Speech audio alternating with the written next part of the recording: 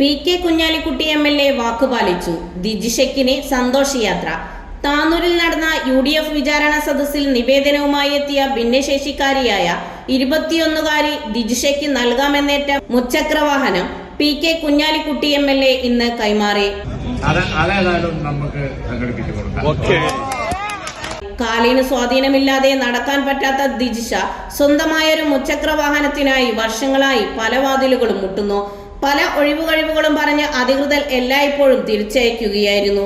അങ്ങനെയിരിക്കെയാണ് താനൂരിലെ വിചാരണ സദസ്സിനെ കുറിച്ചറിഞ്ഞ ദിജിഷ നിവേദനവുമായി എത്തുന്നത്. വളരെ പ്രയാസപ്പെട്ട് സദസ്സിലേക്ക് കടന്നു വന്ന യുവതിയുടെ അടുത്തേക്ക് പി.കെ. കുഞ്ഞാലിക്കുട്ടി ഉൾപ്പെടെയുള്ള UDF നേതാക്കൾ വേദിയിൽ നിന്ന് ഇറങ്ങി വന്ന് സങ്കടം കേൾക്കുകയായിരുന്നു. ആവശ്യം അറിഞ്ഞ ഉടനെ UDF നേതാക്കളെ സാക്ഷി നിർത്തി പി.കെ. കുഞ്ഞാലിക്കുട്ടി വാഹനം നൽകാമെന്ന് ഉറപ്പു നൽകുകയായിരുന്നു. അവസാനം തന്റെ ആഗ്രഹം നിറവേറിയ സന്തോഷത്തിലാണ് ദിജിഷ മടങ്ങിയത്. ആ സ്വപ്നമാണ് ഇന്ന് പി.കെ. കുഞ്ഞാലിക്കുട്ടി എം.എൽ.എയിലൂടെ പൂവണിഞ്ഞത്.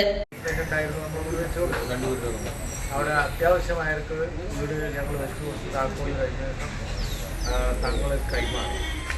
നമ്മൾ ഏത് കാര്യത്തിലും സർക്കാരിനെ കാത്തു നിന്നാൽ ചിലപ്പോൾ കാര്യം നടക്കൂല എന്നുള്ള ഒരു സ്ഥിതി കേരളത്തിലുണ്ട്.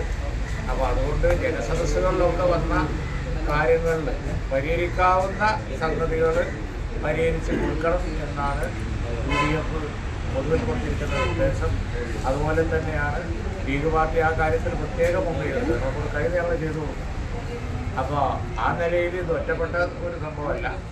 പല ഗാന്ധി കൂടി ഞാൻ പരാമർശിക്കാൻ കാരണമാണ്, വയനാട് പരാമർശിക്കാൻ കാരണമാണ് ആവുന്നത്ര ജനങ്ങൾക്ക് ജനങ്ങളിൽ കിട്ടുന്ന പെറ്റീഷനുകളിലും കാര്യങ്ങളിലും ഒക്കെ. അതുകൊണ്ട് ജനസദസ്സ് കൊണ്ട് ആളുകൾക്കൊരു കാര്യമുണ്ട്.